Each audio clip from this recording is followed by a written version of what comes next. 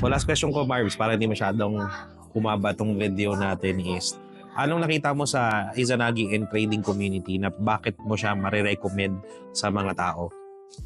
Ang totoo, I highly recommend talaga yung Izanagi kasi number one, sobrang dami ko nang na-test na bot. Okay, and most of them, talagang sa umpisa, okay, pero nag-fail. Nasusunog yung mga tao at kawawa. So, ang napansin ko kasi kay Izanagi, bakit ko siya nire-recommend is because consistent yung wins at conservative. Hindi nagpa-promise ng malaking percent. Very conservative at consistent na, okay, maliliit na earnings, 1%, 3%, pero totoo.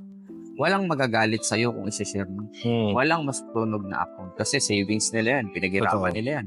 Totoo. Diba? So, yun yung number one na Yes. napaka-importante. Thank you. Yes. Conservative yung approach, effective, diba? Tsaka, kumbaga, conservative. Yan. Yun ang hinahanap mo talaga ngayon, conservative. Kasi mas gusto mong natutulungan sila on a conservative way. Pagod na ako sa mga promises ng mga too good to be true na mga platforms. Kasi kahit ako, marunong ako mag-trade mag-isa. Kaya lang, gusto ko nang bawasan yung oras ko mag-trade. Correct. Kung ibababad ko yung oras ko mag-trade, okay, sige, pa-profit. Pero ang gusto ko mawala yung time kong nakatutok sa Totoo. kahit sabihin mong iseset mo yung take profit at stop loss mo, silip ka pa rin naman ng silip dyan. Totoo. Diba? Mas mababawas. Hindi, pwede ka naman mag-trade. Iwan mo lang stop loss. Yeah. Maganda na, okay, at least itong bot walang emosyon.